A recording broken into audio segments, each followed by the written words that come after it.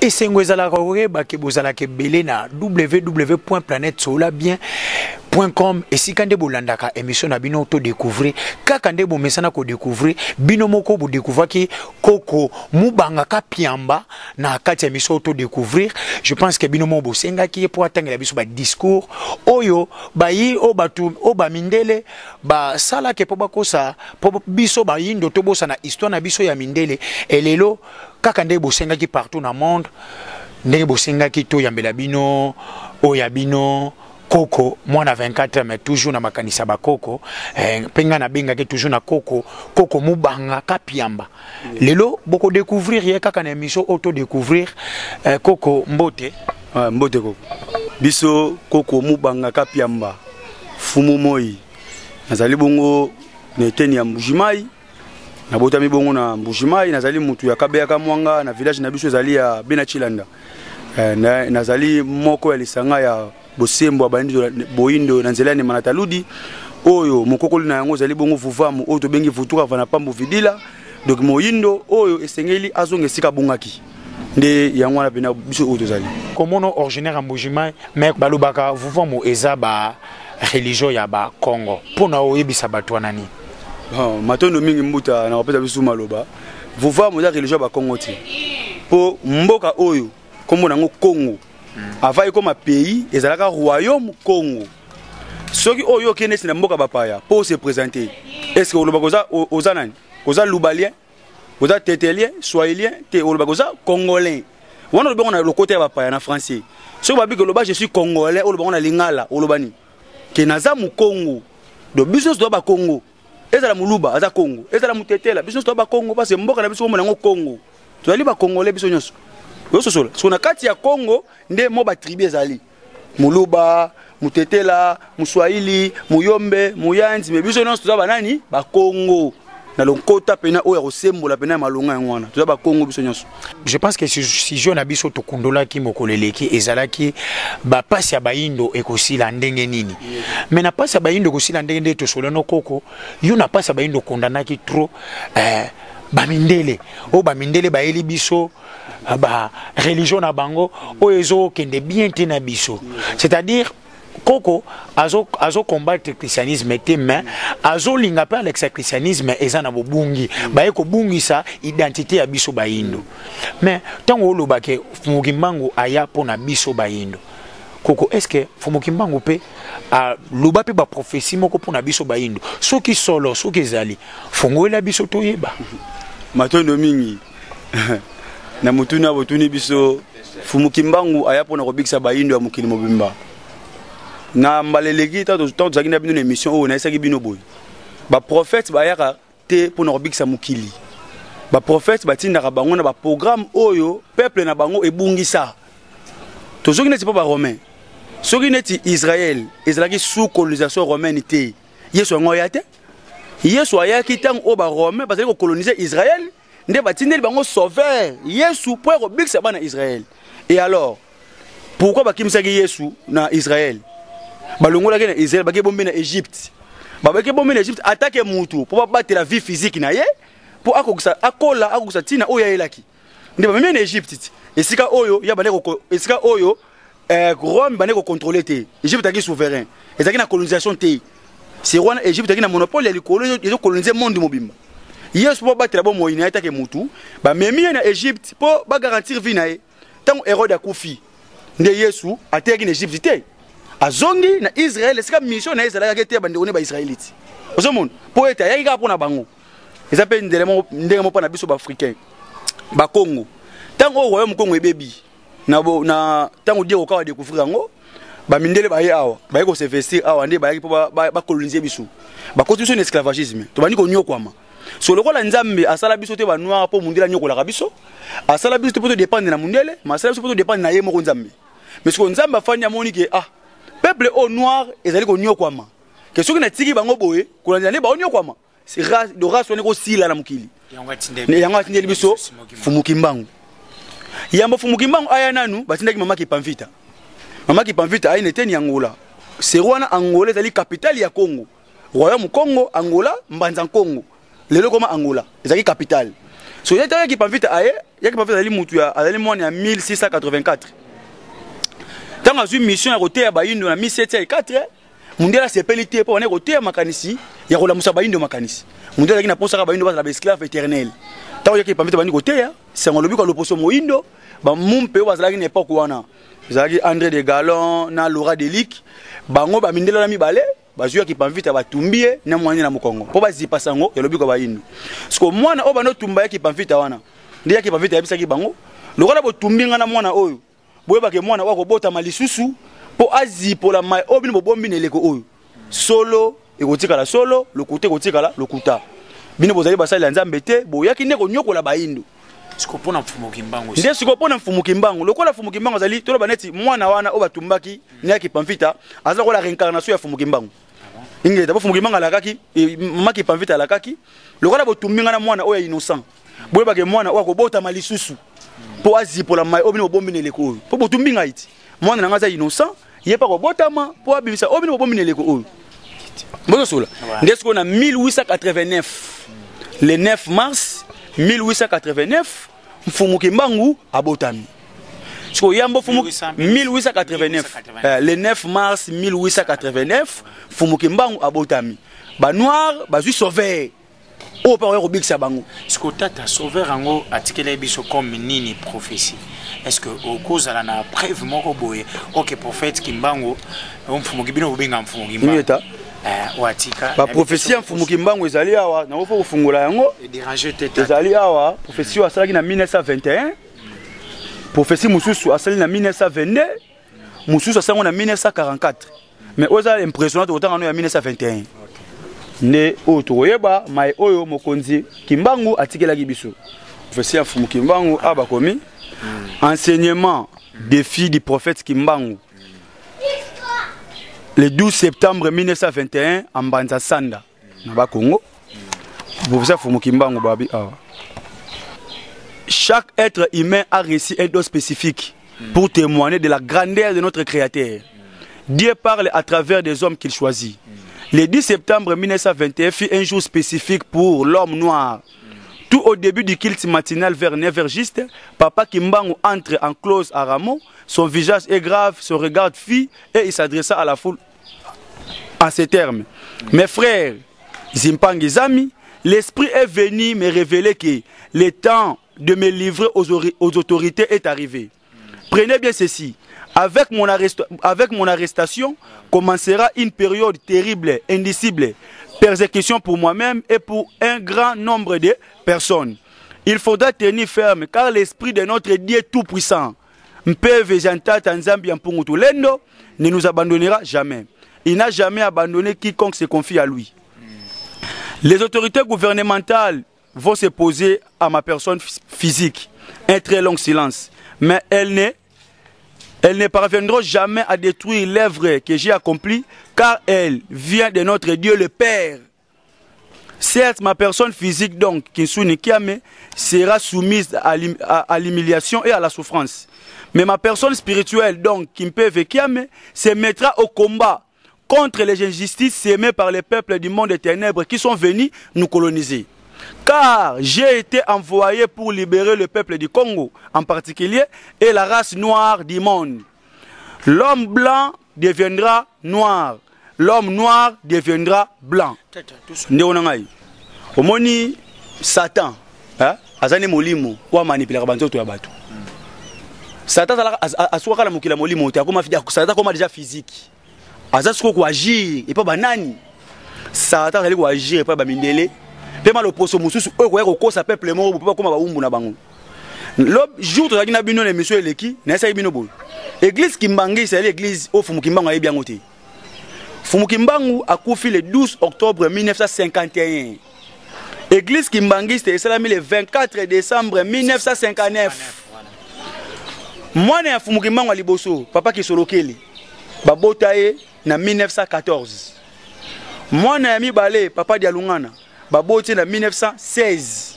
Moi na misatu papa dia Ngenda. Babote na 1919. Yemo kon Fumu Kimbangu asali prison na 1921, 30 ans na prison. Ce que yo calculé, moi na 1914, na 1921 en Agini, 7 ans. Moi, en 1916, en 1921, en Argentine, 5 ans. Moi, en 1919, en 1921, en Argentine, 2 ans. Parce que moi, en 2 ans, il y a souka diangé, il y a la responsabilité l'église qui est bangiste. Bah, c'est pas banal. Pas mindeleti. Donc tout ça pour pas ma histoire. Ah, pas ma histoire ya baindo. Papa diangé ndayebi ki mbangu te, avec na 2 ans, tant fumukima avec na prison. Ayebi kuzuté. Parce que tata, koloba kuna ne otangi na professeur Mfumukima ngolobi que les noirs seront le blanc seront le noir. Donc baindo ba ko ma mindele ba ko ma noir. Place wana expliquer na batu ba Olanda biso, démontrer biso ngona. Elobi nini na elobo. Ingeta, eliko loba boye. Omone mundele tango yake ya. Po mundele kombo leza mundele ti. Baza ba blanc na français. Na lingala to baza ba pembe. L'opposo pembe, l'opposo race blanche na français. Sko mundele ebutameli wapi? Mundele ebotami na mot français ka o babengi modèle. Siko ba mindele to ba yaki abandelo ba on ba ko na biso ba nini. Nous sommes des modèles. Suivez nos conseils, vous serez comme nous. Nous sommes les modèles à suivre. Siko ba ko na biso na mal prononciation, ba wazolo bazo be ngo mundele. Ah, bango bazaka ba mindele. Ah, ba mindele, do ba modèle. Nde siko ebotami etika lokola mundele et comme lokola blanc. Non, ezali mal prononciation ya mot modèle. Parce que le lolo mundele za modèle ti. Muto faut comme ka le mundele, ala ta cravate, aloba langa mundele, a vivre lokola mundele. Ndesko Mfumukima alobaki mundele wana akoma mutu mwindu, akoma na époque pe ba ko humilier. Mutu mwindu azaki ozana humiliation lelo akoma pe célèbre. Batu ba ko landa ye ba ko adorer makambo mutu mwindu zoloba. Yango baki bongo ke mutu ndela akoma mutu mwindu akoma mundele. Donc ba changement système ko changer mundele a kota na pauvreté moko boy ozola na kuna na poto homme noir a développer pas balanda homme noir Mfumukima ngaba bon bon avant la tanga le deuxième pour ça Mfumukima ngu na otanga la nde Mfumukima ngu alinga kito sambela OK c'est bon po ba tu ba kanisa ke non Yesu batina Mfumukima ngu ba osala mama na bere pour na nenga kuté ba pouvoir boy Yesu hotel matin na Mfumukima ngu Mfumukima ngabanga liwa et Yesu abanga liwa Mfumukima ngabanga liwa ti apesa jour akufa pa kufa jour alingaka le sambo Mfumukima ngu abisi to sambela abisi biso bo priez à vous tous les anges du trône céleste source de notre existence priez à vous les 7 anges qui siègent à la cour de Dieu tout-puissant priez là où se lève le soleil et là où se couche le soleil priez à l'est et à l'ouest. Priez à vous, notre Dieu créateur, donc solaire, Mbumba Loa. Priez à vous, notre Dieu, gouverneur de l'humanité, de Mpinanza. Priez à vous, tous les anges de la terre et de l'air. Priez à vous, tous les anges qui gouvernent les eaux et le feu. Priez à vous, le grand esprit Congo. Priez à vous, tous les anges de la guerre qui gouvernent les centres. Priez à vous, tous les anges de la victoire qui luttent dans les 4 coins du ciel et la terre. Au nom des lèvres que vous m'aviez confiées devant le ciel et la terre, je les répète 3 fois. Faites tout ce que votre sainte bénédiction puisse remplir les cœurs de ceux qui se lèveront pour aider le peuple. Donc, il faut que je tout ça, ba ange o bazali ko batela mopepe bazali ko batela mai mabele to sambela moi to sambela esika moyela mukaka esika moyeke na kokota to sambela Congo donc a expliquer biso to sambela Nzambe le père créateur to sambela Jésus to sambela le père créateur wana Mfumukima miangoti il faut filmer yango wana Mfumukima mutalo to sambela professeur Mfumukima ya 1921 na botamité ngana mwana ya ba noni quelque ya 1921. Ah, Dieu le Père créateur. C'est ma cambango c'est que les ongs à l'issoussou. Batu bazolanda biso na www.planetsola bien anakle manzambe miaka na bilele yo yebi kwango lozo sur le descendant qui nkeste emene alobaki makambo yo zongi sango lisu ndenge c'est que ce yo bo ya prière sikoyo ya ba Christo. Biso do ba Christo te. Christo est outil le mot latin Christos. Tozonga esika ba mongo pe outil. Christos, pour Yesu a latinoté, Yesu a juif, Yesu a romain. Vous comprenez? Histoire Yesu va dévier en autant où Yesu a koufi, Pierre a ke Rome. Tant Pierre a ke Rome, a ke beta ma solo Yesu na Rome. Pierre a koufa ba kunde mutu na se makolikolo. Et si on va kundara Pierre wana de basala basilique Saint-Pierre, pas ba romain. Ba juste sango Yesu ba dévier na ndenge na bango. Ba jupo Bible et comment na ki hébreu na grec bazo ba traduire en latin. Mais c'est Jacques Itember a traduit la Bible en latin, n'a constaté les grands. Tant comme roi, il y a Rome, empereur, il y a Rome. Le roi a un souci comme chrétien, il a christianisé ce qu'on va tout encore. Deuxième professeur Fumukimbangu ou à Salango, le 17 août 1922, a déjà commis la prison. Babi, la prophétie du prophète Fumukimbangu au prêtre catholique venu de Kisantu pour lui rendre visite à la prison Elisabethville le 17 août 1922. Prison Elisabethville de Katanga, Lubumbashi. Papa Kimbangu leur dit, le Congo sera libre, le Congo aura la première et la seconde indépendance, car ce sont des promesses. Le roi des Belges sera emprisonné, mais il sortira par la puissance de l'Éternel Dieu. La première indépendance sera aussi obtenue par la puissance de l'Éternel Dieu. Le noir chassera le blanc de sa terre. Il se produira beaucoup de miracles. Les blancs trembleront à la demande de cette première indépendance. Il y aura beaucoup d'obstacles, mais les élus vaincront et auront la puissance de l'Éternel Dieu, car ce sont des promesses de l'Éternel. Un fils du Congo sera le président de la première indépendance, et il aura le symbole de l'esprit dans son cœur. Dieu le choisira pour être le commandant de la guerre, car Satan prendra place dans le cœur des dirigeants. En effet, son gouvernement sera arraché par les étrangers. Il y aura aussi le venin de Mungizila. Son gouvernement sera constitué des étrangers. Le venin au Congo, ce président oubliera les peuples congolais. Il y aura un pouvoir de lion, de la force et de la dictature. Il régnera pendant beaucoup d'années. Sous son règne, beaucoup de gouvernements se succéderont. Il changera beaucoup de choses. Jusqu'au nom de ce pays, le Congo, il les changera. Fumukimbangu a pensé que notre Congo est indépendant. En 1922, nous sommes indépendance en 1960. Ce qu'on a 1922, Fumukimbangu a dit que Mindele Boy, prêtre catholique, dans la prison, Elisabethville, à Lubumbashi. A dit que le roi n'a pas à Belge, au Kangaé, à la prison. Mais à Robima, Fumukimbangu a dit que so bomituna roi Albert batie na île de Patmos kuna na Allemagne. Fumukimbangu mataka na avion te par ndo misa. Fumukimbangu kuna na prison. So Fumukimbangu koma kuna ndenge nini par ndo misa wana na prison. Osomon. On m'a dit des graves mystiques. Fumukimbangu na prison ya Congo a se retrouver na Allemagne na misa roi Albert. Roi ba Belge pour signer accord ya indépendance ya Congo en 1945. Pour biso en 1960. On m'a dit Fumukimbangu a décrit le président Baozala. Premier fils, il y a Congo, c'est le président Kasavubu. Le gouvernement est à l'étranger. Le président Kasavubu a été mindele, empoisonné, quand il faut qu'il lobby. Deuxième président, il Mobutu, a un pouvoir de dictature, a changé comme Mboka, et comme Isaïe, et le Congo. Puis a oumé la Koutou. Tokitati, comme la troisième, comme la quatrième de Fumukimbangu, il y a des sauveurs, il y a race noire, puis à Congo.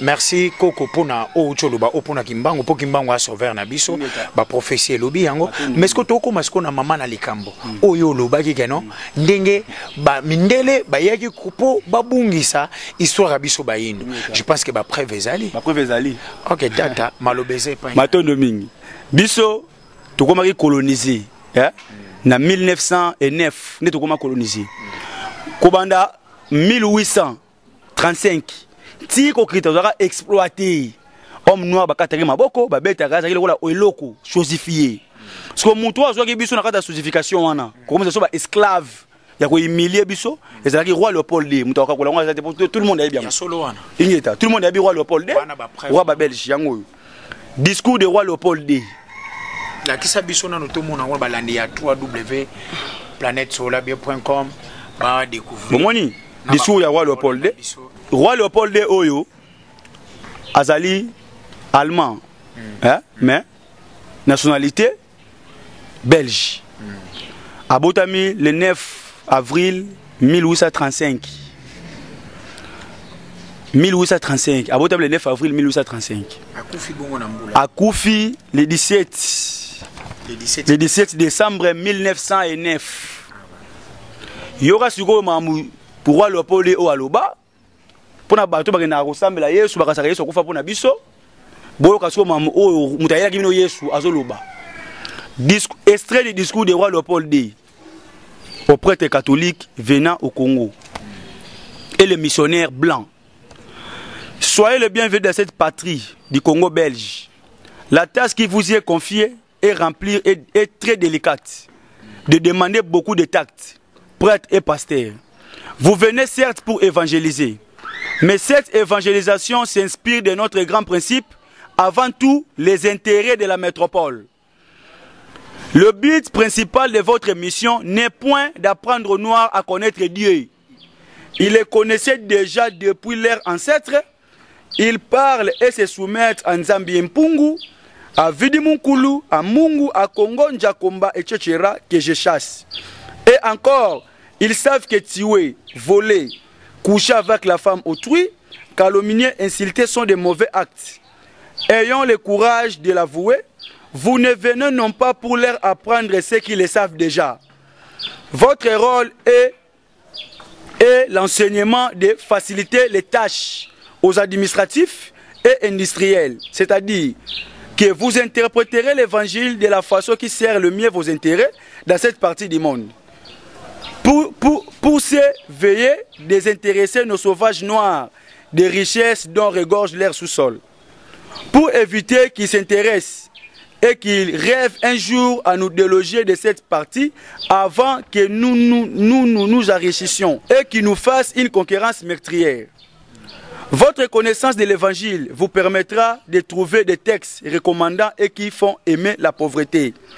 Par exemple, heureux les pauvres en esprit, car le royaume des cieux est en eux. Il est plus difficile à un riche d'entrer au ciel qu'un chameau de passer par le trou d'une aiguille. Kolanda discours na yo ilinge lobake no ba Léopold D alingi teke batwana tinde ba valoriser nzambo déjà biso ba yindu to ibakite ba kotisa biso idéologie mususu pour le lobby biso ba yindu to memaka ba or argent boyana dimi boy boyana nini boy donc yangwana mais kotanga pe yango et yaka neti proposition te est-ce que Léopold D azalaki chrétien vraiment ya solo ingeta Léopold D pena chrétien mundele christianisme ba mindele ezali tradition chrétienne zomon. Tant que Léopold aye awa, balobi que non, alors que je rendrai la Belgique la plus puissante du monde. Belgique, le c'est capitale économique et Europe mobimba. Capitale économique ou économie Europe mobimba Belgique. À partir de Mouyaki Moyibi na bangonde bayaki ane bayibaki Congo. Vous comprenez? Ils ont 7 corps, il y a 27 na biso, où ils ont misé territoire na Belgique ou exposant okuna. Basu ba jeune, ba tche ba getcha na misé, le roi ba objet. Bakufa ba tche ba okuna na misé wana. De awa biso ba massacre biso no lenge mo bozala raté makambu oyo bango bayaki te pour apprendre biso nzambe mais bayaki ne pour ba escroquer biso ba boto la richesse na biso n'habitez ko sortir en phrase on baki votre rôle votre connaissance awa votre connaissance de l'évangélisation vous permettra de trouver des textes recommandants et qui font aimer la pauvreté tels que heureux les pauvres en esprit, car le royaume de cieux est en eux. Le tata kotanga bongo se na comprendre bien et alors ba lingite bate ya mutu mwindu kozala riche eza mabe po kota bokonza de kolote alo yo yaka yo pesa biso ba mindele po ba pauvre ndem ba okota dalola tata mosiko lokuta kasi bango ba sali restation ti babi les corbeaux et les renards eza restation mundele ba sala ngoti so comprendre siko ba renard ba banani bato ya biso sangwa Yesu bango ba renard po bakota biso na bomengo na biso biso toki ba corbeau toki na fromage bango na solo ya fromage zu bango na zolo ne ba yeko ba maloba lukuta po totikela bango bomengo ba biso christianisme ki totika bokoko na biso za kindoki tondima Yesu ya pesa ka bomo ya seko so bondimi Yesu bokozana na bomo ya seko bokozana malamu na bomo na bana na bino est-ce que missionnaire aza musala nzambe muto abengi missionnaire moni ezo bima na kati wana mission vous comprenez ner wana daka fixe pamba mais radical ya mo eza mission muto aye na mission na ye akobebisa wote sone timta aye bomo biso ngana yeboma maluka ko sauti ya luka mo point faible mo bo pour pratiquer mission ya ilaki babi dites-leur que les statuettes qu'ils gardent chez eux sont l'œuvre de Satan. Confisquez-les pour aller remplir vos musées de Terre-Vérille et du Vatican. Faites-leur oublier leurs ancêtres. afin qu'ils s'adorent que les nôtres, qui ne l'écouteront jamais. Par exemple, Sainte Marie, Sainte Thérèse, Saint Luc, etc. Faites-les entendre dans la pauvreté, faites-les attendre de la pauvreté, les sauveurs Jésus-Christ, qui ne viendra jamais pour eux. Et jamais. Qui ne viendra jamais pour eux. Faites-les prier en le mettant à genoux comme punition. Et obligez-les à réciter des prières par le chapelet 10 fois ou plus. Ne présentez jamais une chaise à un noir qui vienne vous voir. Donnez-lui tout au plus une cigarette. Ne lui invitez pas à dîner ensemble avec vous, même si il tue une poule chaque fois que vous arriverez chez lui. Considérez les noirs comme des petits enfants que vous tromperez même après l'indépendance. Exigez qu'il vous appelle mon père. J'irai au communisme et à la persécution s'il vous demande de cesser et de les tromper et de les exploiter. Fait à Bruxelles le 12 janvier 1883 par la colonie du Congo belge, CG, roi Léopold II, roi de Belge. Tata, kotanga discours wana atanga ko moyindo esaninga vraiment maming o ba bengi biso nous sommes de petits enfants. De tout ça pena bana mike. Mais ko koyoka eloko wana ko benga petit tata. Siko koko yosikoyo christianisme. Et même pena apport nini awa na kati ya Afrique. Poto olobela Afrique. Le onangai. Christianisme est une religion satanique. Ingeta ememi buzoba ya kosakana te na Afrique. Depuis le christianisme est en Afrique, Afrique comme par terre, Afrique comme buzoba, Afrique comme le roi liboma. Il faut ba indo ba zonge sika ba bunga ki on tolobi ka Afrique ça ko bunga. Pour jamais ba développer la religion ba paya. Pour religion dans local. Pour mon religion et aussi na latin kaka, religo. Et linko lo ba relation entre batu na nzambo asala bango. Siko ba koko na biso. Ba yeba kite non nzamba exista. Pourquoi bien qu'il vidi Mukulu? Pourquoi bien qu'il a Congo? Pourquoi bien qu'il Nzakomba? Pourquoi bien qu'il Mungo Mapendo? Pourquoi bien qu'il Nyamuzinda? Pourquoi bien qu'il Onyashongo? Mais ça va combo ba tibia kaye. Pourquoi bien non être suprême azali? Et ça mundele mutaya alors c'est bon nzambe. Té, yemo le port de l'obia. Vous n'allez pas pour leur apprendre ce qu'ils savent déjà. Ils connaissaient déjà Dieu depuis leurs ancêtres. Ils prient et se soumettent ensemble bien pungu. Yemo le port de abisi bango déjà. Ba kende ba ko sabino.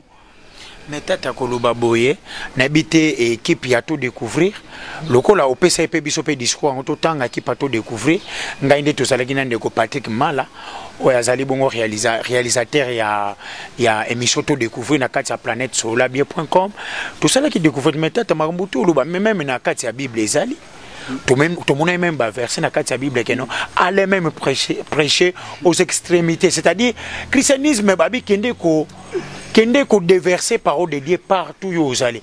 Mais ce que le christianisme peut le ben attends le livre Apocalypse 7:9 et lobi yango que non et christianisme pour ni langue et pour ni comment dirais-je pour ni peu pour péter, c'est-à-dire au moment où bon marché de cas de père na christianisme. Moi question, na ba ba koko de mutu ba inspiré pour tout nango.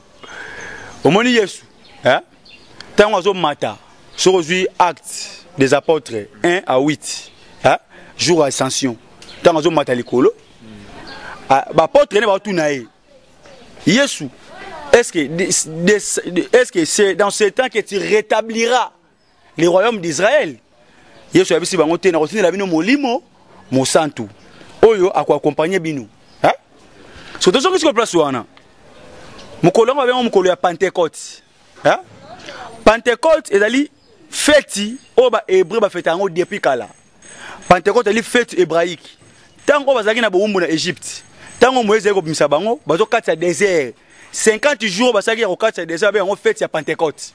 Et comment les allez boy chaque jour où on est à Pentecôte batu bayaka pour va célébrer yango de coïncider que ba porte ya Yesu pe ba ça jour où on est à Pentecôte on se reprend de tango molimo ekiti so babi esprit engolo ba moko hein?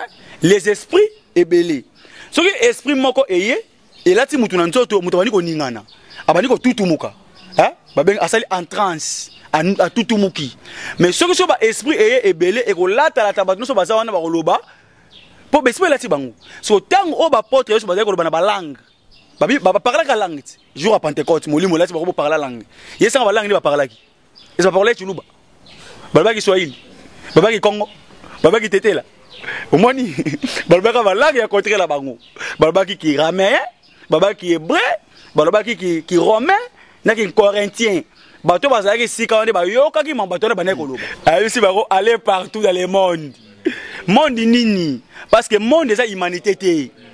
Le mot monde ne signifie pas humanité, mais une portion de l'humanité. Moi, je comprends que c'est rézali. Tu vas comprendre. Si tu veux monde, il y a un peu de mobimba.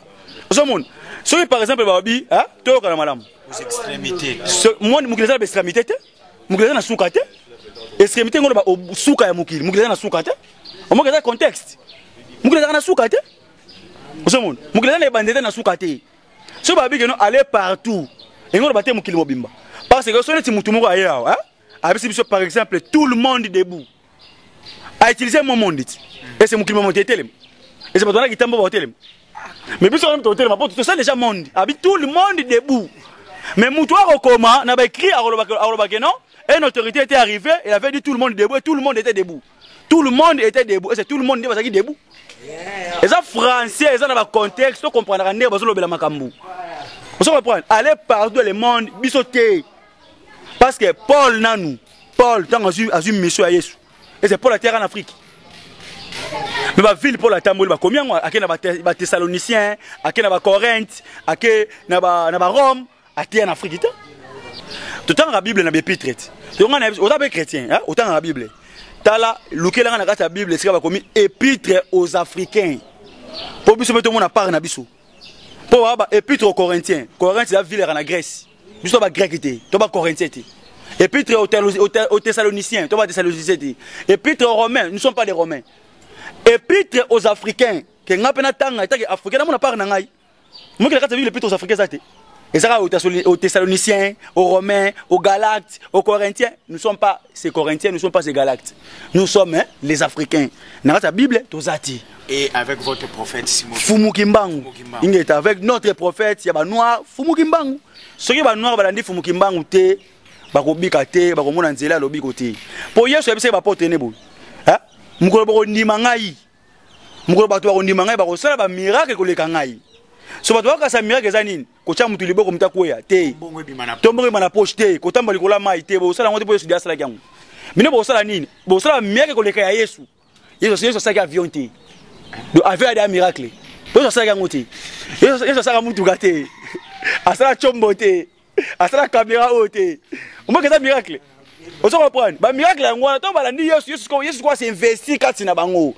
Yesu goyo. Pour ça, souci nos amis na ba pasteur ba osenga biso ba dim. Venez prospérer, venez koka kotambola na Yesu ko pona rolobani. Baza ba escroc. Baza ba tout l'état fa kanga bango. Yo ebisi ba cha dim. Obi que non s'aimer et kozongela yo. Oso sola. Muntu wana azana musalati. Hein? Azumbongo na ya pasi yo kosi akiacheli odim. Ole bénéfice oya zui esunga na capitale ya fona e pour que ne liboso ya bangi Yesu. Po bango bandima Yesu na kobanga ne. Donc en complicité na discours. Na discours ya Léopold. Ake achedim.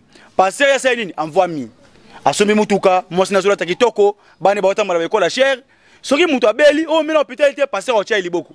Mais soki mwana passer abeli passer ocha mona liboko te mena hôpital. Hôpital ya cher. Pour passer à Yebi que non, Yesu t'aime de Robix pour Yesu inspiré déjà pour passer à l'hôpital. Bah ça va kisi, so muta bela mais la kisi. Mais pasteur yo boy muta mais la kisi o tchemu tuliboko muta kufi. Ozo mande nde osaka na mito bat. Ozo comprendre. Oh bango baza ba science. Biso to ba science, to ba occultiste to ngi ba sambela te. Siko est-ce que Nzambe asala mukili oyo na religion to asala na science? Ça masala mukili na science. Hein? Na sala banyama. Nzambe à partir de Nzambe, science, zoologie, botami. Si on a un master à Banyamade, c'est zoologie ngozala. Ngozala te. Si on a un master à Banyamade, botanique ngozala. Mais yango pe christianisme botami. Mais magasin à l'okuta. Christianisme ezali pona ba mindele.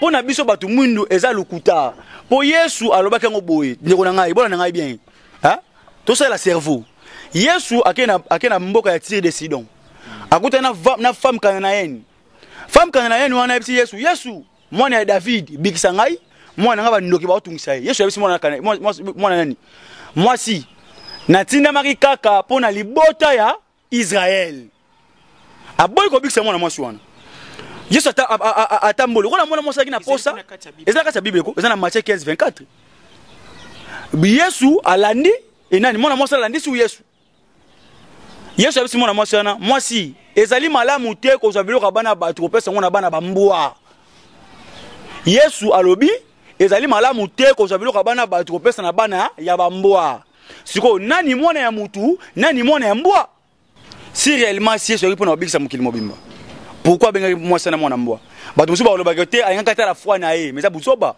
tango ko na aveugle ya juif est-ce que atunaka aveugle na keno na sinema atali ka aveugle za juif maman bikisi eti pourtant ndeko na ye tellement que mwana mwasi la muta tribu mususu ozaki ndeko mona yete ndi abengi mwana mbwa so tala siko vi na biso banoir na vi ya mundele bana ba maître mundele bana ni bana mbwa biso pour tolati bilamba balonti bilamba bon balati ba bwaki oza considérer na poubelle basa nini babwaki en Afrique na biloko siti ya biloko poubelle ti biloko ya poubelle bino bobele yango ya lelo ya sika est-ce que c'est normal surtout mundele tala avec sur les fous yango abi les pays du tiers monde ba tchebino na tiers monde parce que Yesu obino boyamba soit des mobikisi mais pourquoi ani ba ko ba benga no tiers monde c'est un lac Kivu c'est un lac le plus poissonneux du monde c'est na 7 couches ya mbisi lac Kivu biso ko Thompson mais pourquoi vous bénéficiez d'un côté pourquoi Yesu appelle ça nous il était il y a aussi la bateau de pêche pour pêcher pour se nourrir bien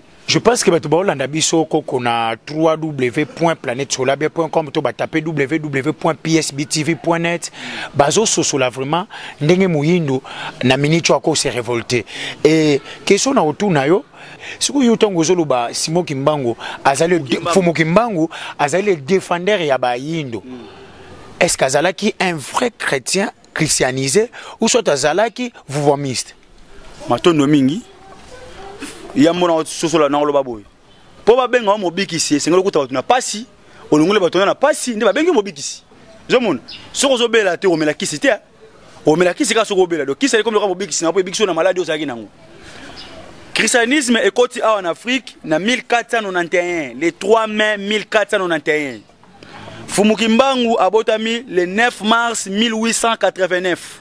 Christianisme est mis à l'élan déjà. Tant que Fumu Kimbangu abotami, papa na comme na papa Kuyela. Maman ya Fumu Kimbangu, maman Louisi. Tant que Fumu Kimbangu abotami, papa Kuyela, maman Louisi bakufi. Fumu Kimbangu comme orphelin. So batiki na maboko tante na maman Kinzembo. Maman Kinzembo protestant.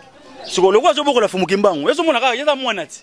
Sikoyo aniko diriger Fumu Kimbangu selon conception na ye. Fumu Kimbangu akomi catéchiste na protestant.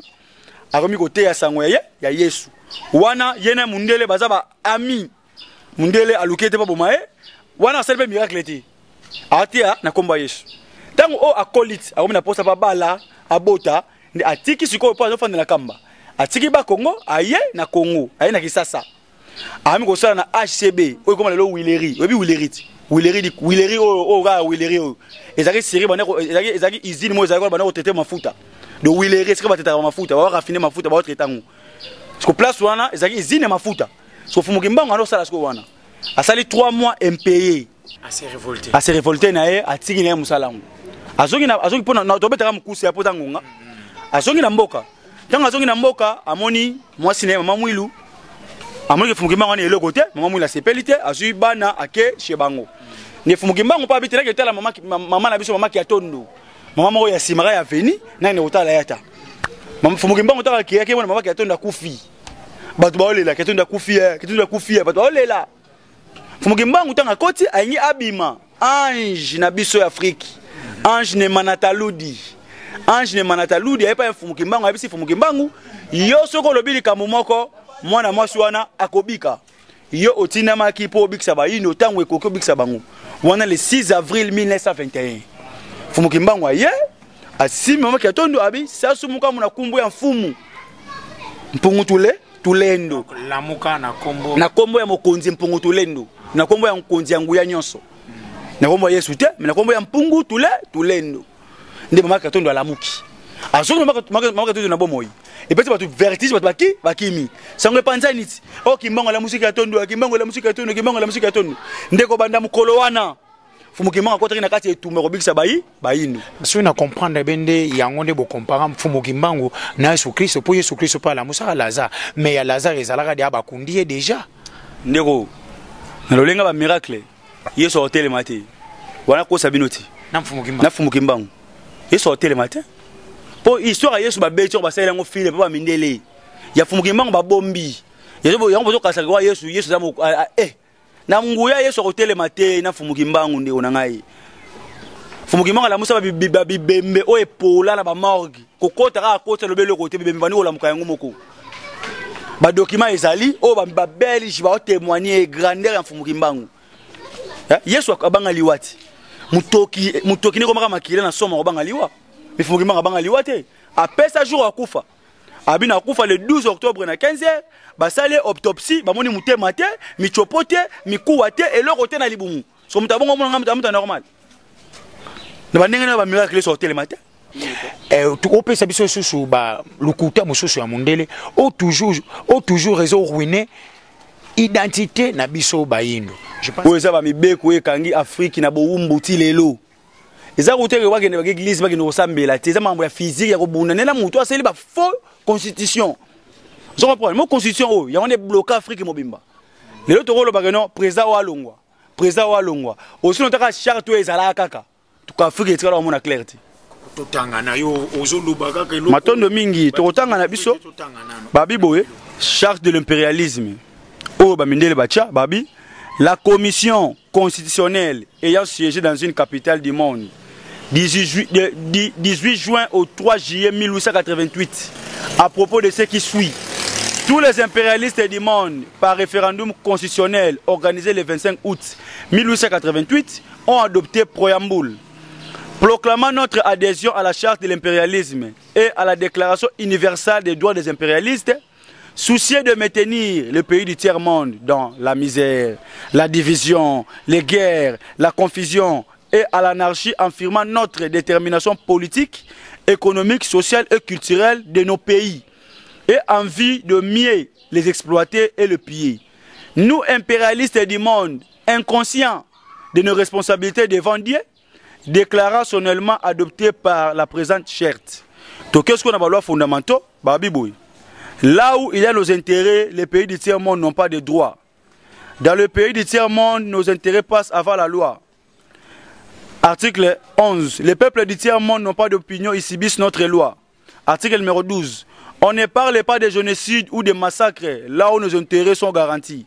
Même si le nombre de victimes est très important. Moni awa.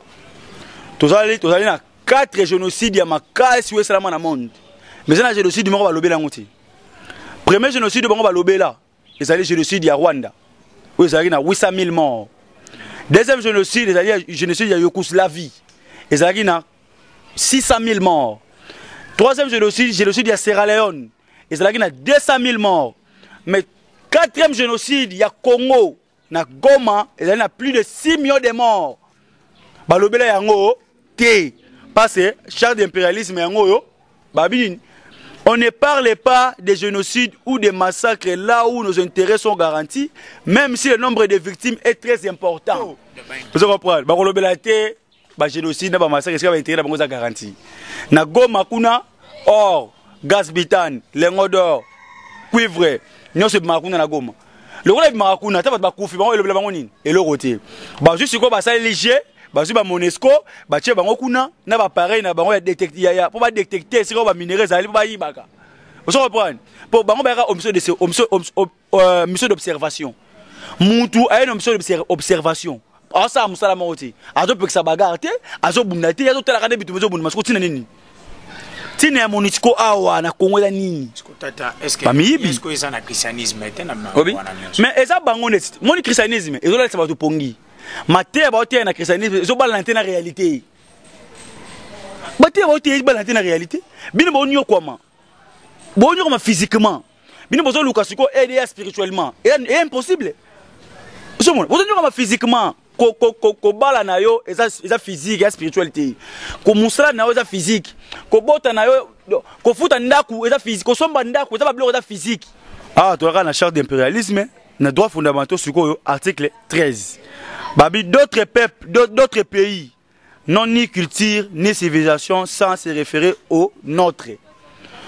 D'autres pays n'ont ni culture, ni civilisation, sans se référer au nôtre. Yango wana biso to na ba anti-patricien, bato ba traiter rabatwa na bokoko. Le rôle aza ko traiter na bokoko. Atangi chiki na bango mindelete, mo ba considérer ezati. Mais so monde kisi na biso. Orene kisi na biso eto sunga mutu o abelta musu kibeka. So mutu abeli kibeka, medecine mundele traiter eti. So mutu abeli mbasu, ba tete eti. Vous comprenez? Mais médecine mondiale était à battre tout et il y a calmant ba maladie. Et était à ah bon? Oui. Bato ba bela ba minu ba bika. Ba sisi minu ba minu na kolongola. Mais minu pas ça minu si la raté. Bato ba bela ka hémorroïde. Donc vous comprenez, eza médecine moko boye, eza big ça ko tout et. Yo africain au bika te. Vous comprenez, ba kiso inspiré. Dans la souci makasi ni na raboya. En tout cas, ils ont inspiré, ils ont changé de date, ils ont changé de date, ils ont changé de date. Ils ont changé de date. Ce qui est intellectuel.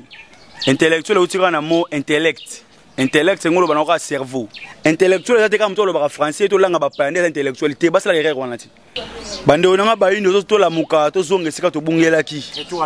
retour à l'authenticité.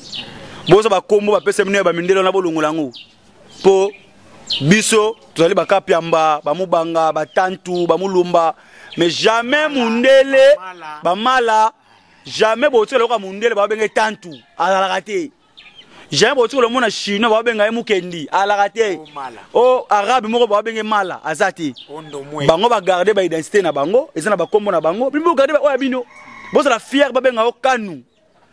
Boza la fière babenga o wanzambi, masampu, lukombo, ozomona.